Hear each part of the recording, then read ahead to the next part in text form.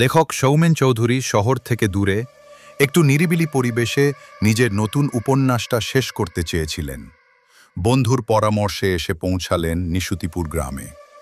গ্রামটা ছবির মতো সুন্দর, একপাশে বয়ে গেছে শীর্ণকায় এক নদী, নাম তার বিস্মৃতি। নদীর ওপারেই ঘন জঙ্গল। গ্রামের এক প্রান্তে একেবারে নদী ঘেঁষে একটা পুরনো দোতলা বাড়ি ভাড়া নিলেন সৌমেন। বাড়িটার নাম ছায়াকুঞ্জ। গ্রামের চায়ের দোকানে হরি কাকা নামের এক বৃদ্ধ তাকে দেখেই বলেছিলেন, বাবু, ওই বাড়িতে থাকবেন ঠিক করলেন? ওটা কিন্তু ভালো জায়গা না। সৌমেন হেসে বলেছিলেন, কেন কাকা, ভূতের ভয় নাকি? হরি কাকা মাথা নেড়েছিলেন, ভয় না গো বাবু, ওটা মায়ার বাঁধন, একবার জড়িয়ে গেলে আর ছাড়া পাওয়া যায় না। সৌমেন এইসব কথায় কান দেননি। লেখক মানুষ, তার কাছে এই নির্জনতা, এই রহস্যময় পরিবেশটাই ছিল আসল অনুপ্রেরণা। প্রথম কয়েকদিন ভালোই কাটল। দিনের বেলা নদীর দিকে তাকিয়ে লেখালেখি করা, আর রাতে ঝিঝি পোকার ডাক শুনতে শুনতে ঘুমিয়ে পড়া। সমস্যা শুরু হলো এক পূর্ণিমার রাত থেকে। রাত তখন প্রায় 2টো। সৌমেন লিখছিলেন। হঠাৎ কানে এলো খুব মৃদু একটা নুপুরের শব্দ। মনে হলো দোতলার বারান্দায় কেউ যেন পায়ে নুপুর পরে ধীর পায়ে হেঁটে বেড়াচ্ছে। প্রথমে তিনি ভাবলেন মনের ভুল, কিন্তু শব্দটা থামছে না, একটানা বেজেই চলেছে।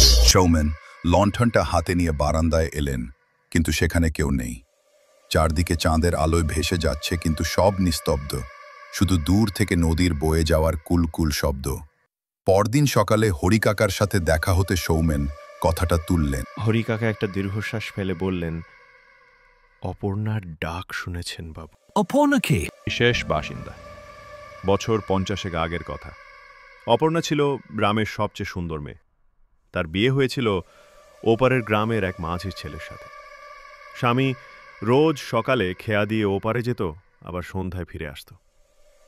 অপর্ণা সারাদিন তার পথ চেয়ে বসে থাকতো এই বারান্দায়। পায়ে থাকতো রূপোর নূপুর। হরিকাকে থামলেন, তারপর বললেন, এক বর্ষা সন্ধ্যায় সাংঘাতিক ঝড় উঠল। স্বামী আর ফিরল না, নদী তাকে কেড়ে নিয়েছিল। কিন্তু অপর্ণা বিশ্বাস করেনি। সে নূপুর পায়ে রোজ সন্ধ্যায় খেয়া ঘাটে গিয়ে দাঁড়াত, আর নদীর দিকে তাকিয়ে ফিসফিস করে ডাকত, ফিরে এলে। ওই করতে করতেই একদিন জ্বরে পড়ল, আর ওই বারান্দাতেই শেষ নিঃশ্বাস ফেলল।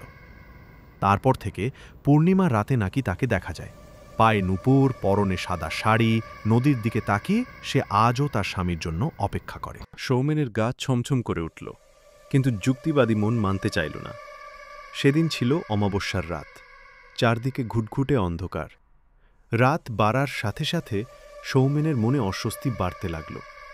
লেখার টেবিলে বসেও মনোসংযোগ করতে পারছিলেন না। হঠাৎ বিদ্যুৎ চলে গেল। মোমবাতি জ্বালিয়ে বসতেই তিনি আবার সেই নূপুরের শব্দটা শুনলেন। এবার শব্দটা বারান্দায় নয়, যেন ঘরের ভেতরেই হচ্ছে। সৌমেনের বুকের ভেতরটা ধড়াস করে উঠল। তিনি চেয়ারে শক্ত হয়ে বসে রইলেন। শব্দটা তার টেবিলের চারপাশে ঘুরপাক খাচ্ছে। হঠাৎ করে জানলার বাইরে নদীর ঘাটের দিকে চোখ পড়তেই তার রক্ত হিম হয়ে গেল। অন্ধকারের মধ্যেও তিনি স্পষ্ট দেখতে পেলেন, খেয়া ঘাটে সাদা শাড়ি পরা এক নারী মূর্তি দাঁড়িয়ে আছে। তার মুখ দেখা যাচ্ছে না, কিন্তু তার দীর্ঘ চুল বাতাসে উড়ছে।